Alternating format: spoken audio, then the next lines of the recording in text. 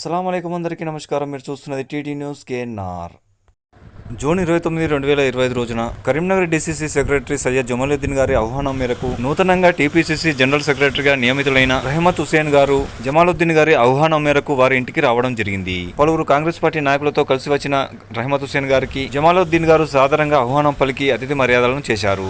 ఈ సందర్భంగా రెహమత్ హుసేన్ గారికి స్వీట్ ను తినిపించి శుభాకాంక్షలను తెలియజేశారు. ఈ సందర్భంగా కరీంనగర్ డీసీసీ సెక్రటరీ సయ్యద్ జమాలుద్దీన్ గారు మాట్లాడుతూ, టీపీసీసీ జనరల్ సెక్రటరీగా కరీంనగర్ నుండి మా సోదర సమానులైన రెహమత్ హుసేన్ గారు నియమించబడడం మాకు ఆనందంగా ఉందని, అందుకే వారిని ఈ రోజు మా ఇంటికి ఆహ్వానించి మర్యాదపూర్వకంగా ఆతిథ్యాన్ని అందించడం జరిగిందని అన్నారు. రెహమత్ హుసేన్ గారు 40 ఏళ్లుగా కాంగ్రెస్ పార్టీలో అందించిన సేవలు, కృషి, పట్టుదల ఈ రోజు వారిని ఈ స్థాయిలో నిలిపాయని కొనియాడారు. వారి సేవలను, శ్రమను గుర్తించి రెహమత్ హుసేన్ గారికి టీపీసీసీ ప్రధాన కార్యదర్శి పదవిని అలంకరింపజేసిన కాంగ్రెస్ పార్టీ పెద్దలందరికీ ధన్యవాదాలు తెలియజేస్తున్నామని అన్నారు.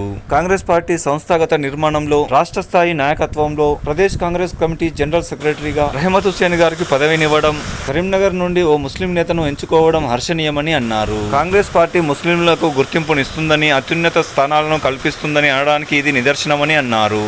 అందుకు కాంగ్రెస్ పార్టీకి రుణపడి ఉంటామని, పార్టీ బలోపేతానికి అందరం కలిసికట్టుగా పనిచేస్తామని అన్నారు. ఈ సందర్భంగా TPCC general secretary Rehmat Hussain గారు మాట్లాడుతూ, కష్టపడి పనిచేస్తే పార్టీ అందరినీ గుర్తిస్తుందని, పార్టీ బలోపేతానికి అందరం కలిసికట్టుగా కృషి చేద్దామని పిలుపునిచ్చారు. రాబోయే స్థానిక సంస్థల ఎన్నికల్లో పట్టు సాధించేందుకు కృషి చేయాలని సూచించారు. ఈ కార్యక్రమంలో వీరితో పాటుగా హైమత్ తదితర నాయకులు పాల్గొన్నారు. ఎస్వీజేసీ గ్రూప్స్, ఏఎన్సీ